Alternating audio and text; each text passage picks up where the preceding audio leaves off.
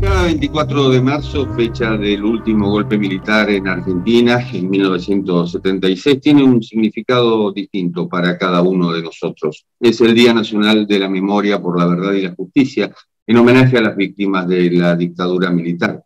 Entre ellas los deudos, aquellos que, como Graciela Fernández Meijide, perdieron un familiar en esa trama aciaga, nefasta, que incorporó la palabra desaparecido en el léxico internacional.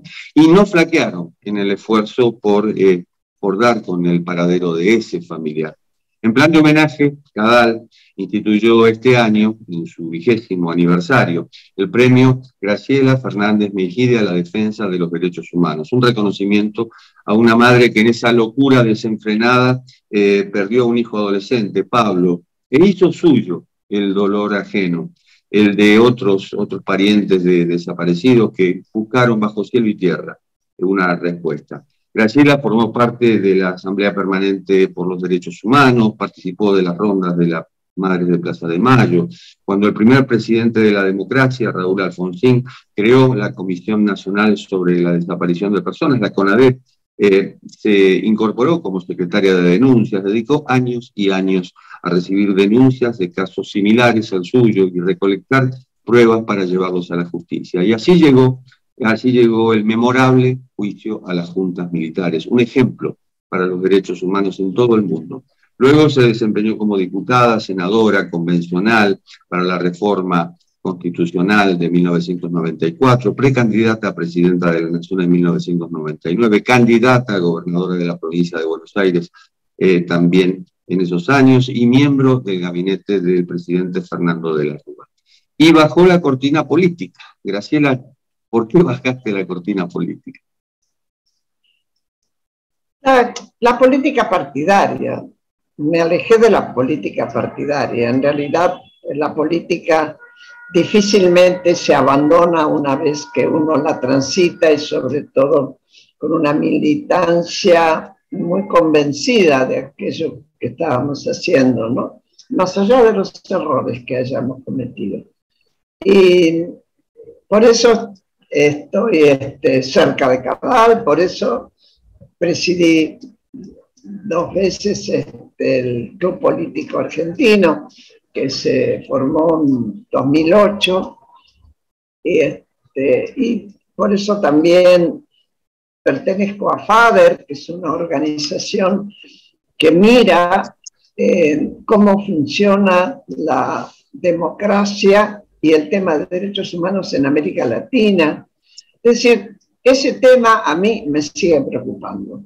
Y también me sigue preocupando, y sobre todas las cosas, Jorge, la calidad de democracia que nosotros podamos tener. Hoy tenemos una democracia de instituciones débiles, desgraciadamente.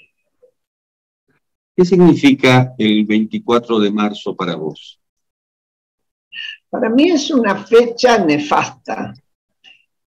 Los argentinos tenemos la costumbre, somos de memoria necrológica, de recordar los peores momentos, no los mejores. Para mí, el Día de los Derechos Humanos es el 10 de diciembre, y Alfonsín lo eligió para jurar una vez recuperada la democracia, por eso, y después quedó. Pero con todo, el 24 de marzo era una fecha en la que, antes que ocurriera, yo había discutido mucho y con muchos amigos, y amigos de izquierda, que sostenían que Videla era democrático, que no se bancaba en el gobierno de Isabelita, y que ignoraban lo que había pasado en Chile. En Chile ya Pinochet era dictador, y yo tuve en mi instituto de idiomas refugiado a un médico argentino que había trabajado con Allende, el presidente chileno que se suicidó cuando lo iban a detener en la Casa de la Moneda, que era el lugar de gobierno. Y ese médico me contó en detalle lo que había pasado por decisión de Pinochet en Chile. Él estuvo un tiempo, 2 semanas, hasta que le dieron asilo a través de ACNUR en Brasil, pero a mí me alcanzó para entender que lo que se venía acá, y lo había anunciado Videla después de Montechingolo, que fue un ataque muy irracional, por cierto, como muchos de los que llevaba a cabo la guerrilla, y dijo, morirán todos los que tengan que morir. Yo imaginé que iba a ser una dictadura dura. Lo que no pensé es que nos iba a tocar como familia. En algún momento dijiste que en el momento del secuestro, la detención de Pablo, te diste cuenta de que dejaste de ser ciudadano. Así es, así es. Que cuando se instala una dictadura, todos dejan de ser ciudadanos, porque los que no les toca el horror podrán seguir casándose, seguir funcionando la justicia para ellos, pero lo que no van a poder es pensar libremente, leer lo que quieran, tener diarios que escriban con libertad y pensar libremente sin temer ser perseguido por sus pensamientos. Eso, por lo menos.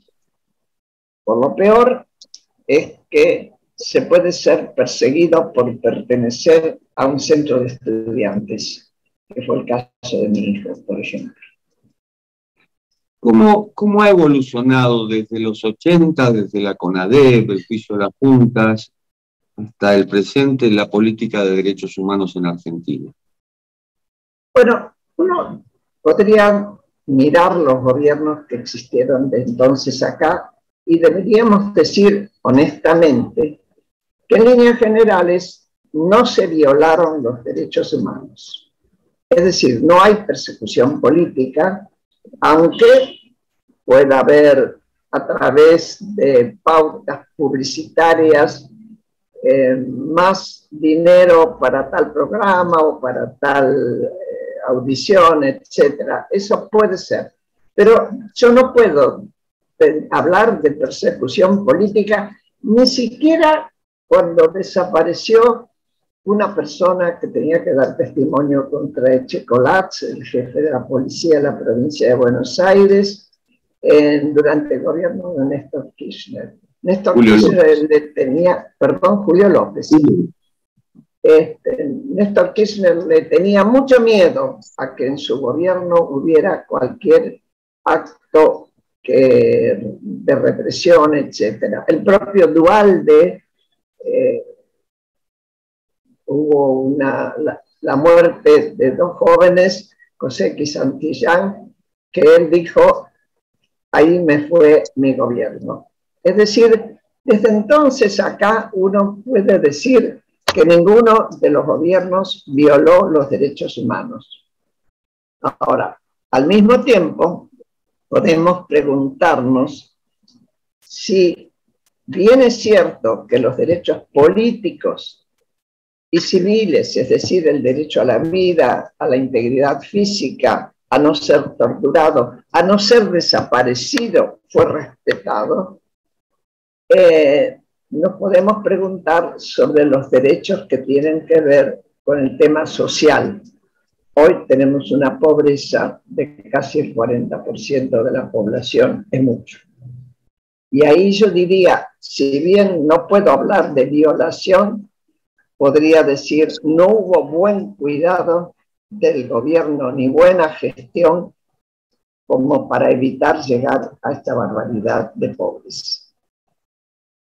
Y frente a esta barbaridad de pobres, frente, bueno, también al crecimiento de la indigencia, la desigualdad, el mal humor social, la división de las organizaciones de derechos humanos, ¿a qué la atribuyes? Primero porque en general, en todas partes, cuando el tema, lo que son las organizaciones testimoniales, que yo llamo, por ejemplo, el caso de madres, de abuelas, en sí mismo, desde su comienzo, son muy exclusivas, porque no es madres y sobrinos y tíos y qué sé yo, eres madre. Para pertenecer a madres había que ser madre de un desaparecido. Y lo mismo es el caso de abuelas, no así de la organización que se llamó Familiares, que fue más amplia. Naturalmente, y hasta yo diría por una cuestión biológica, tienden a desaparecer.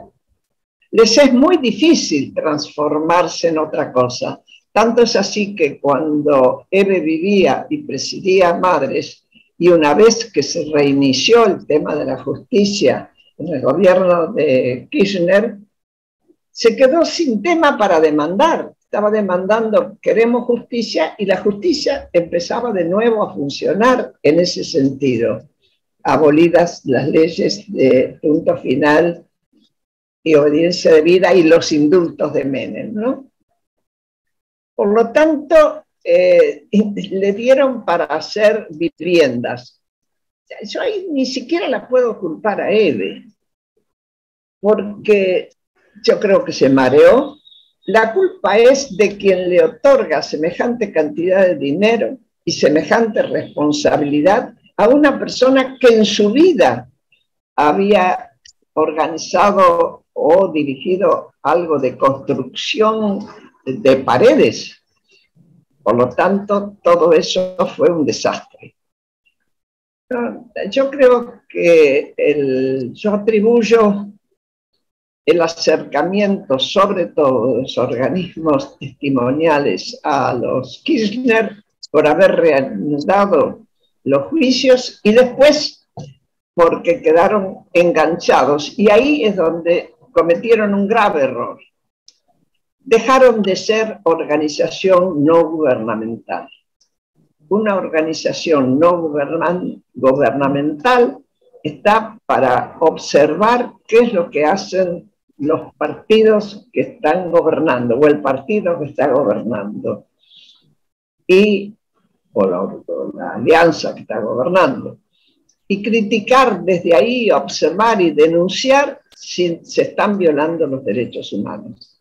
Al quedar presa y ser como una especie de facción del kirchnerismo, las organizaciones de derechos humanos perdieron su razón de ser. Hay una cooptación que más allá de la ayuda económica que haya recibido, también roza el límite del fanatismo. Sí, es así. Es así. No es tan difícil caer en el fanatismo, sobre todo cuando es mucho y no se discute. Yo ingresé en la Asamblea Permanente por los Derechos Humanos por una sola razón. Es porque había gente involucrada en ella que no tenía desaparecidos, que estaba ahí por sus convicciones, por sus principios. Así estaba Monseñor de Nevares, el cura Enzo Giustosi, Alfredo Bravo, socialista, Alicia Moró de Justo, Alfonsín, Oscar Allende. Eso a mí me daba la posibilidad de discutir y de escuchar voces diferentes, y voces que no me dejaban encerrada en mi propio dolor, que era el estar solamente entre las madres. Hoy ves un escenario que al menos se pueda parecer en Argentina a aquel escenario de diálogo y de disenso. ¿A cuál? ¿Al de la Asamblea Permanente?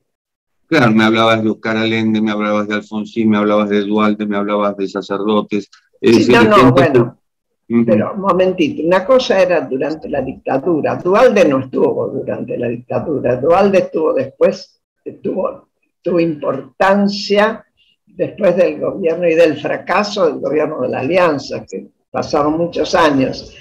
No, lo que yo te hablo es de gente que se preocupaba por el tema de derechos humanos, que se había reunido ya antes del 76, en el 75, cuando aparecieron las 3A, y sobre todo cuando después de la muerte de Perón fue festival de sangre horrible, donde además dejaban los cuerpos en la calle para producir terror. En ese momento se formó la asamblea para pedir que se parara con eso desde el gobierno. Se dirigían a Isabel, que en realidad era un gobierno muy débil. Ahora, hoy por hoy, una de las dificultades que yo veo, y sin que exista una amenaza de semejante naturaleza como tuvimos, para nada, veo poca voluntad de diálogo entre los distintos personajes de la política partidaria.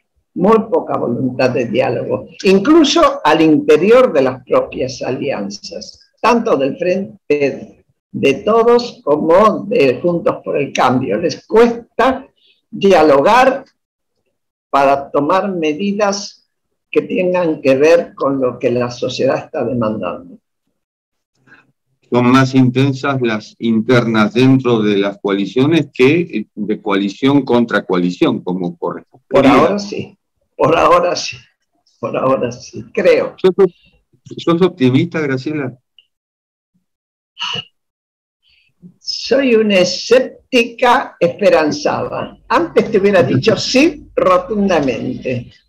Hoy soy una... La inteligencia me enseña a ser escéptica, pero al mismo tiempo la voluntad, diría Gramsci, me lleva a tener esperanzas. Bueno, pero Gramsci también decía que para que nazca algo nuevo tiene que morir algo viejo. Aquí podemos llegar a eso. Yo creo que va a morir, y creo que va a morir. Fíjate vos una cosa, Jorge. La consigna actual que va a exhibir Cristina de Kirchner, justamente para recordar el 24 de marzo, es una consigna que era válida cuando se reclamaba que Perón volviera y estaba en España. Luche y vuelve. Es antiquísima. Cristina no tiene que volver de ningún lado. Cristina no está proscripta, Perón sí estaba proscripto. Y está proscripta la gente que Daniel Ortega echó de Nicaragua, porque no la deja entrar. Pero en este caso, Cristina solo tiene una condena en primera instancia, tienen que completarse las instancias hasta llegar a la Corte Suprema y puede presentarse para cualquier cargo. Están mintiendo. Entonces, adentro de ese frente se elige una consigna mentirosa. Graciela, ¿qué significa que el premio, este premio de Cadal, lleve tu nombre? Para mí fue un orgullo, no me lo esperaba. No voy a decir no me lo merezco, no voy a entrar en esa discusión. Es seguro que hay muchos que se lo merecen más que yo, pero lo voy a seguir agradeciendo y trato de honrarlo por el tiempo que me queda. No te olvides, Jorge, que yo ya cumplí hace un mes 92 años. Son muchos años. Se te ve muy bien para tus 92 y celebramos, por supuesto, que este premio lleve tu nombre. Graciela, ha sido un placer. Muchísimas gracias. Para mí también. Gracias a vos. Y esto ha sido Cuarto de Hora, el programa de Cadal TV, hoy con Graciela Fernández Meijin. Nos reencontramos en la próxima.